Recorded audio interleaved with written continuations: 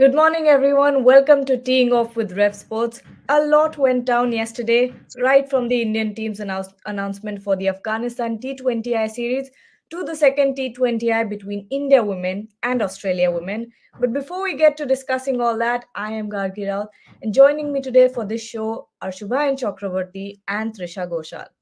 For the first topic of the show, as Rev Sports had claimed on 20th November, Rohit Sharma and Virat Kohli have made the T20 squad for the Afghanistan tour.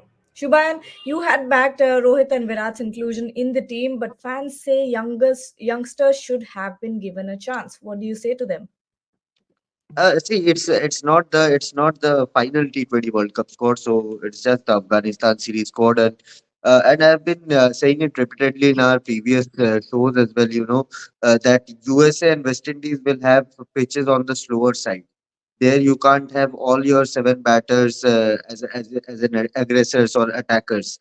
You need accumulators, and you will need a Virat Kohli who has shown adaptability all over the world. But yes, there's a fair point that it will take chances of the youngsters if Rohit and Virat plays in terms of team combination and whatnot. But they both are fit, they both are scoring runs, so why not give them a final go at this shortest format of the game in the World Cup? Yes, and Trisha, do you think this hints at a possible inclusion of the duo in the T20 World Cup?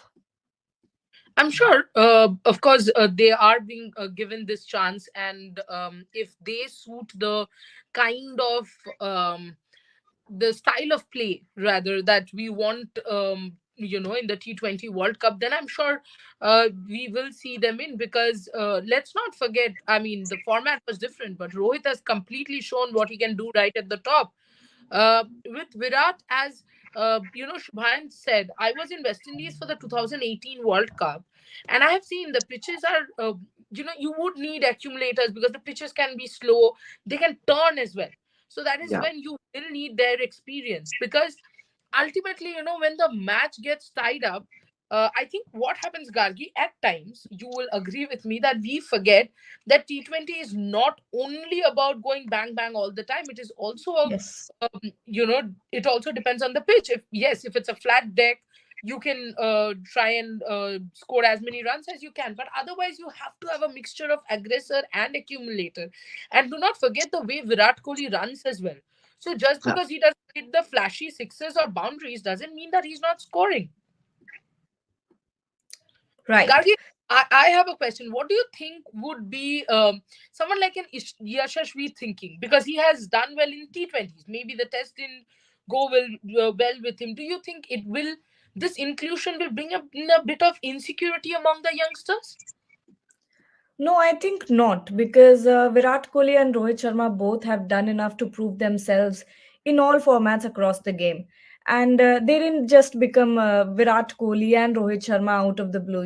They put in that hard work. And when you see that, if anything, it's inspiring for the youngsters because they know that if they put in the hard work, if they put in that consistency, they can get to where, Rohit and Virat are at this moment. The kind of backing they get from the management and all of that, the support they get from the fans, it's all worth it. I think it's quite inspirational. Absolutely. I think so too. I mean, ideally, it should not cause any insecurities, right, Shubhan? Yeah, plus the business side of things are very much dependent on Rohit Sharma and Virat Kohli. These two arguably run half of your advertisement, which you see on your phones and televisions and all the billboards around the world. And USA, the World Cup is going there for the first time. There's a lot of debate around the temporary grounds that will be prepared for the India matches in New York. You have a stadium in Florida, but in New York you will be building a temporary stadium. So to sell that, you need a Virat Kohli poster, you need a Rohit Sharma in your poster. So that is one huge side of the thing, which general fans sometimes don't understand because these things are for niche people, for specialists to handle.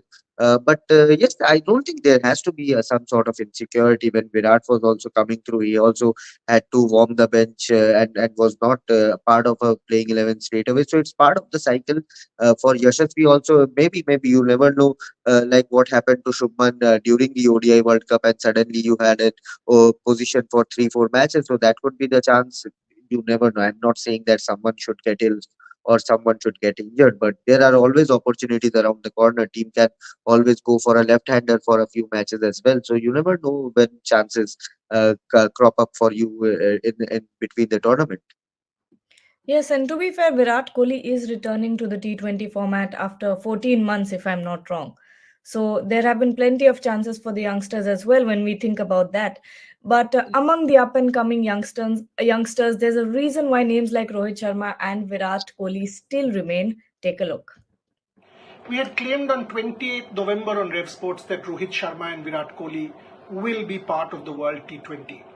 And this was purely on the basis of performance. You know, there is one index in team selection, only one, and that is performance. How can you select an Indian World Cup T20 team, or for that matter, any team, when these two have made themselves available, when they have played in the manner that they have? Take the World T20 of 2022. Virat Kohli was the best player by a million miles.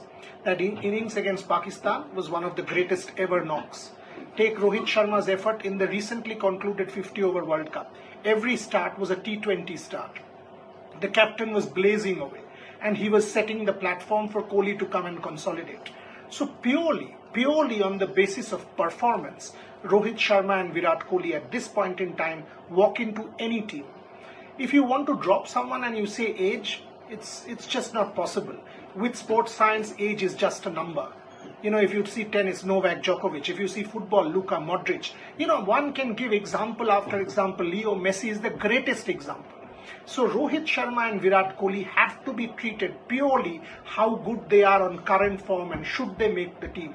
That is why on 28th of November, 1.5 months back, you can see our piece on RevSportz. We had already claimed that it is impossible. Final question. In terms of branding, unfortunately in cricket there are no other brands. So when you take a tournament to North America, these are the two people who will help market that tournament. Purely on that basis, now it's clear Rohit Sharma will lead India in the World T20 and they have one final opportunity to win an ICC trophy. All the very best to both of them.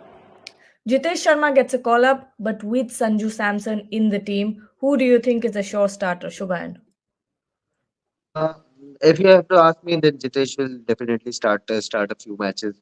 And if they are looking at someone who can bat at number 6, number 7, then Jitesh has to be that player because Sanju does not have that prior experience of batting at 6, 7, finishing matches. He is a natural opener who is now molded his game to a middle order batter. So he's very good when batting at number 1, 2, 3, 4, but I don't think below that you can have a Sanju Samson to be part of that batting unit. Of course, if you want to play him up in the order, that's a different case altogether. But if you are seeing someone at number 6, number 7, which was the case in this South Africa series as well, then Jitesh should get at least 3 matches, the complete series to prove his point.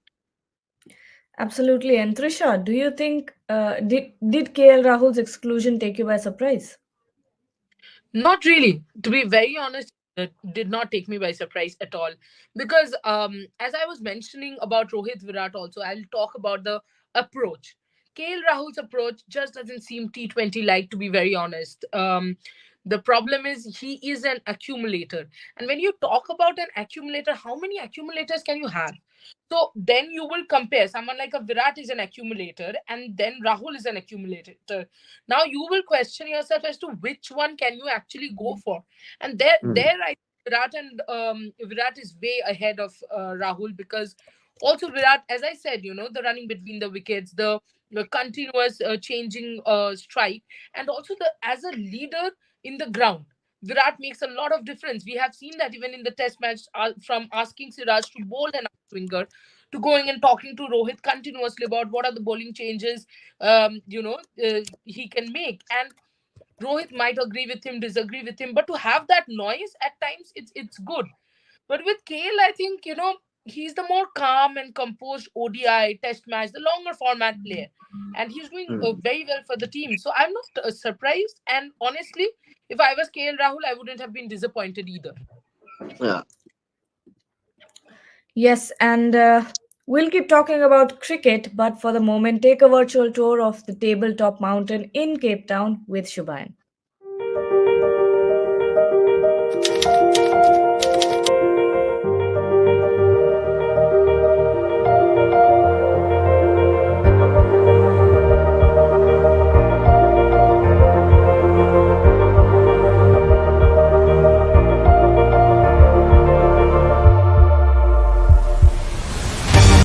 So Cape town आए और table mountain के ऊपर नहीं चढ़े तो आपने क्या ही घूमा। सो केप टाउन के one of the seven wonders of nature है ये table mountain. And table mountain की बहुत खास चीज़ें हैं related to this city of Cape Town. Cape Town का जो एंटायर वेदर है वो ये टेबल माउंटेन कंट्रोल करता है। Whenever there is a cloud cover in the top of the table mountain, जिसको टेबल क्लॉथ भी बोला जाता है, जब भी वो रहता है तो there's pretty chilly in that city of Cape Town। और जब भी ऊपर क्लियर रहता है तो it's pretty hot out there। But आज का मौसम आप देख रहे हो कि थोड़ा सा क्लाउडी है, क्लाउड्स चल रहे हैं पीछे। So it's a bit chilly up here, but आपको यहाँ से पूरे शहर का नज़ारा देखने को मिलता है। सो देखिए मैं हमारे साथ आप टेबल माउंटेन का एक थोड़ा सा छोटा सा जर्नी लीजिए। And whenever you are in Cape Town then please you have to visit this Table Mountain. It's one of the most beautiful and serene places you will ever visit in the entire world. So yeah, let's take a quick tour of the Table Mountain.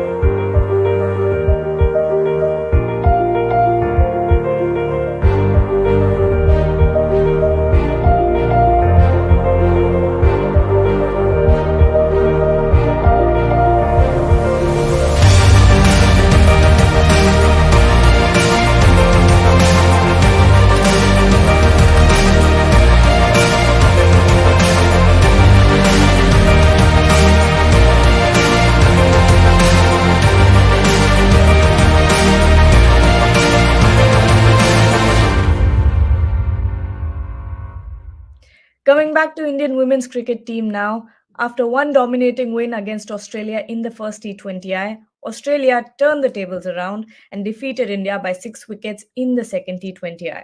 Here's Ishan from the DY Patil Stadium. Hello everyone, this is Ishan Chahane from RevSportz. I'm outside the DY Patil Stadium and it's heartbreak for the Indians yet again. You can say it was a tough game because initially you must have thought it could go either ways after the first performance, the way India played the first T20 game. We really felt that the Indian team had the momentum going with them in the second game. Unfortunately, it did not go according to plan. They went out to bat first, and I have to say, they struggled. If I'm putting it out there in blunt words, they didn't seem like they were very comfortable. It didn't seem like the same team that was playing the first T20. Shots weren't as fluent. The batters weren't making the runs that they did early on. Shafali Varma, again, consistency. When is she going to get those performances on a regular basis?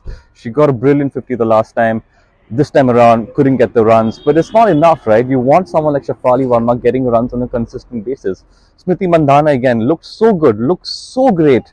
While everyone was at the stands today, we all were looking at her thinking that this is someone who's really going to go on and get a lot more runs today. Unfortunately, she played a few shots, couldn't capitalize on that start again. Jemima Rodriguez hasn't performed too well, so there's been pressure on her. But I think the biggest talking point from this match would be Harmanpreet Kaur, simply because she hasn't stepped up. As a captain, you want to step up, you want to do better, you want to bring out those performances, and if you don't do that, everybody is just going to doubt you. So obviously, this loss is going to hurt the Indians a lot. And going on to the third T20I, a lot will be expected. If she doesn't pull up her socks and does wonders for the team, there might be questions about her captaincy. So it's a little bit of a worry for the Indians. The bowlers did well, I feel. They tried their best defending a low total. Sriyanka Patil bowled well. Deepti Sharma got those 2 wickets, which were really handy. But overall, the Aussies just outclassed the Indians. Just a class batting display, and they took the game away. The openers got a partnership, and eventually, in the end, Elise Perry, Phoebe Litchfield, once again, I'd mentioned these two names earlier. These two once again came to the rescue of the Australians, and the game was over. So heartbreak for the Indians, but obviously going into that third T20I, there'll be a lot of expectations. There was a big crowd today. I had to literally get out of the stadium and find a safer, quieter place where I could make the video because there was a rush, and I have to say that's good news for women's cricket. You want more people coming up. You want more people, encouraging women's cricket, and that's good news. So obviously there will be that crowd build up in the third T20 as well. But for now, it's heartbreak, and I think the Indians will have to go back, regroup, and come out stronger for that third game. This is Ishan Shani signing off from RevSportz. Thank you. Trisha, it's the batting lineup that's disappointed once again. Talk about that. See, it's the same people that you talk about, and I think Shafali has received a lot of criticism, but I genuinely feel we do not question our captain enough. I mean, Harmanpreet Kaur, when was the last time there was a match where you had said that, okay, finally Harman has done it for us? I mean, come on, for how long are you going to sit on that 171 and 108? I mean, many people have scored many. They might not have got more than 171 in an innings, but important innings wise, they have done a lot more. When was the last time she crossed the single digit? It's almost Yes. impossible to remember, and also the way she keeps getting out, it's almost predictable. There, my problem is, you're the Indian team captain, and when you're coming out to bat, you are almost thinking like, I hope she doesn't get out every single ball. She doesn't, not even a single ball where you can say no, she looks confident, because she herself looks completely lost, and that is not good. Because do not forget, she's also one of the most experienced batters. And my problem is, Gargi, it is the same few people who have been making the mistakes, but others are being changed. The bowlers are being changed continuously. One day Mannat is playing, one day Sriyanka is playing. Today it wasn't, yesterday it wasn't changed. But in general, you are giving debut caps to Sriyanka, to Taika, to Mannat. But what about the batters? You're not changing that at any point. Smriti, again, you know, when you had a good match, why can't you capitulate on that lead? Because it's not every day that you're gonna get Australia on the mat. It's your wickets. And today, and if you see yesterday's match, my problem also was that Sriyanka's over there. She gave a lot of full tosses to Phoebe. But my other question is, Gargi or Shubhan, rather, any one of you, take it up, both of you. Why don't we see our captain at that crucial juncture go and speak to the youngster? I mean, how many matches has Sriyanka played? And how many matches has a Harmanpreet played? Had a Smriti Mandana played? Why aren't you behind your bowler? Doesn't matter if you win or lose. But where are you when your bowler is bowling full tosses? Yes, I think we were talking about this in the first T20I as well when Saika Ishak was bowling, I think, and she was getting hit, and Harmanpreet Kaur was nowhere to be seen. I think Exactly. that as as a captain, defines Harmanpreet Kaur because we've seen too much of her bad side now. I think with the kind of aggression, the bad sort of aggression in Bangladesh, we've seen it against Australia in that Test match. Throwing that ball at Alicia Healy, those were all unnecessary things. Those things do not need to be done. We just want you to talk with your bat. We want that aggression from the bat. And when it comes to Silent. captaining, sorry. That bat has been silent for years now. Mm. Yes, exactly. And when India loses, she doesn't come out for the press conferences as well, which is a big, big testament or a big sign of what Harmanpreet Kaur right now is feeling as a captain. Maybe she's very overwhelmed right now, but put that energy into good things, I believe, at this moment. But Shubhayan, when it comes to Harmanpreet Kaur's captaincy, do you think things are looking good right now or no? Again, if you are getting everything, every resource possible right now from the board, then it's your duty to carry this talented bunch of players to a good trophy. England and Australia are the only two teams. New Zealand somewhere somewhat is there. You have to defeat them. You have to defeat them. Okay, we can't sit on our couches and say they are Australia. They are too good a team for us to beat. You have to go out there and show that energy on the field, which you show when you get a wicket or when you get out. But the real captains character comes out when things are not going his or her way. So that I think has to be Harman's thing going forward. That during bad moments you have to stand up with your players. You have to stand up with your bat as well. Trisha makes a good point that her bat has been silent for years now, and uh, you have to score big runs against these big oppositions. Even against Bangladesh, we did not win the series. So uh, things are changing because other teams are now picking up pace, and you can't be static there at a set benchmark for years now. You have to push your game to get those results. Can I add something, Gargi? Yeah. A lot of this aggressive, aggression, the style, the throwing, the talking to the other players has been picked up from Virat Kohli, right? But here's the difference: Virat Kohli does a lot of talking with his bat, and that's Hmm. why even if it might not look nice, you still tolerate it or you still welcome that aggression because you know that this person is doing his role perfectly. But Harman has not shined as a batter. We have seen that during when Mithali was the captain, everybody kept saying that Harman should come at four. Harman should come at four. Harman is the captain now. She's not coming at four. You can send Jemmy at three. You can come at four. None of that is happening. Harmanpreet has stopped bowling completely. She bowled in WBBL, but she didn't bowl here. She bowled in WBBL, but she didn't bowl in any of the ODIs. Again, in the test she bowled and she got wickets, but you can see that reluctance somewhere, the reluctance in taking accountability, and that's my problem. As a leader, if you can't take accountability, and when you talk about her not coming to the press conference, that also shows a reluctance in taking the accountability, because you're sending Jemima, I mean, then why not make Jemima the captain if you're sending her for a series loss? And the way you guys lost the series, if you are sending her to take accountability, then make her the leader, make her the captain, and then ask her to take the accountability. So I my only problem is it is not only her form, it's her whole attitude which just seems wrong.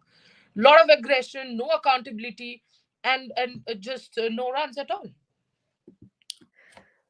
On a more positive note, even though it was a disappointing night for Indian fans, women's cricket saw another milestone as Elise Perry became just the fourth player in women's cricket history to play 300 games. Take a look. Cricket sensation Elise Perry has achieved an unprecedented achievement, having played her 300th game for Australia, a feat that made her the first Australian woman and the fourth globally to achieve the milestone. The historic moment unfolded in the second T20I in a T20I series against India in Mumbai. Joining the ranks of legends Mithali Raj, Charlotte Edwards and Susie Bates. Perry, at 33 years old, stood as one of the game's premier all-rounders.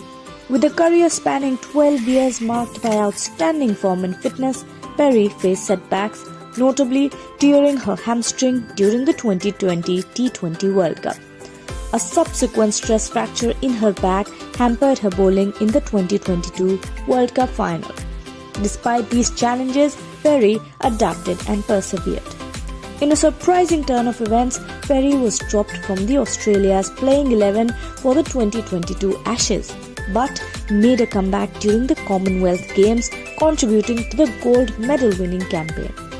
Returning to the T20 side 6 months later, Perry delivered back-to-back career-best performances with the bat in India. Fast forward 12 months, she found herself nominated for ICC's T20 Player of the Year award, showcasing her resilience. In the ever-evolving landscape of women's cricket, Perry's dedication to helping Australia maintain its dominance remains unwavering. This commitment is particularly crucial as the team navigates a period of change following the retirements of former captain Meg Lanning, coach Matthew Mott, and vice captain Rachel Haynes in 2022. Looking ahead, the next 18 months hold significant challenges for Australia as they defend their World Cup titles in both white ball formats and host a home Ashes series. Perry's journey continues, embodying the spirit of excellence and determination. Looking ahead, the next 18 months hold significant challenges for Australia as they defend their World Cup titles in both white ball formats and host a home Ashes series. Perry's journey continues, embodying the spirit of excellence and determination as she enters her 18th calendar year of international cricket. Over to the Indian football team as they prepare for the Asian Cup challenge. Sahal Abdul Samad might miss the entire AFC Asian Cup. Meanwhile, Australia, who are India's first match opponent in the Asian Cup, have beaten Bahrain 2-0 in a friendly game ahead of the heavyweight tournament. Listen in. With India's AFC Cup opener against Australia just days away, Igor's match faces another setback. As sources confirm that Sahal Abdul Samad might miss the entire AFC Asian Cup. Sahal suffered a Grade 1 ankle injury in an ISL fixture between Mohun Bagan Supergiant and Odisha FC when Ahmed Jahu tackled him from behind. Igor Stimac named him in the 26-member squad for the AFC Asian Cup, knowing that he might miss the opening game against Australia. Now the star midfielder might miss all of India's group stage fixtures. With Anwar Ali, Jigsan Singh and Ashik Kurunian already unavailable due to injury, Igor had to toil hard to find their replacements in the FIFA World Cup qualifiers games against Kuwait and Qatar. Now Sahal's injury will force Igor to think about his plan B. As per sources, in the absence of Sahal, another Keralite, Rahul KP, who also scored a stunning goal against China at the Asian Games, can make it to the playing 11 as an option for the roaming striker. In that case, Mahesh Naorem or Lalinjwala Chhangte will have to shoulder significant responsibilities down the flanks.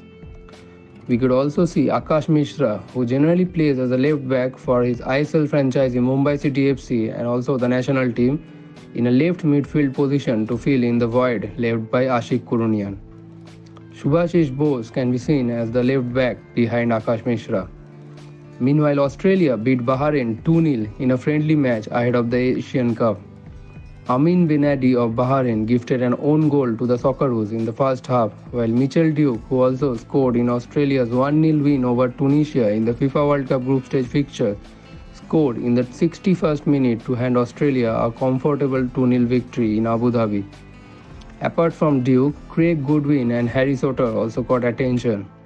Craig Goodwin, the Australian midfielder, was involved in both the goals, while the towering defender Soto played a major role in thwarting all attacks from Bahrain. Australia played high-pressing football throughout the 90 minutes. Smooth transition up front helped the Australians penetrate Bahrain's defense.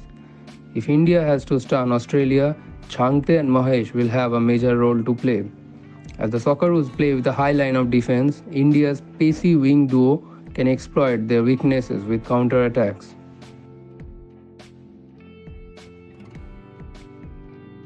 Thank you everyone for joining. Have a great day ahead. To everyone watching, we'll leave you with an exclusive interview with Indian football team's set piece specialist Trevor Sinclair.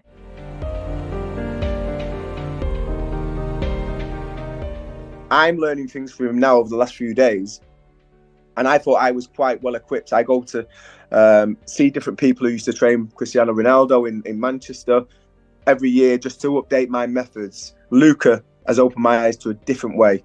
There's some of the things that he's shown me on his videos that he does with players, young players that are developing, players that are already established, older players that want to continue at the top of their game. You know, you look at Luka Modric, you look at players like this. The only reason that they're able to play on for so long is because, like, even Messi, the strength and conditioning that they put their bodies through to keep that aging process away. It gives you extra years at the end of your career. And I experienced that with Paolo Di Canio. He was an ultimate professional when you talk about going in the gym and getting the absolute best out of your body. These players are doing that. That can level things off against talented players. If them talented players go into the game against us thinking, oh, this is going to be, we should be comfortable here, I think they're going to get a surprise, because physically these boys are in top condition, and that will give you a chance. That is a leveler. That can take away talent. If you've got a group of players that are fit, can run for 95 minutes, compete physically for 95 minutes, then anything is possible. Wow.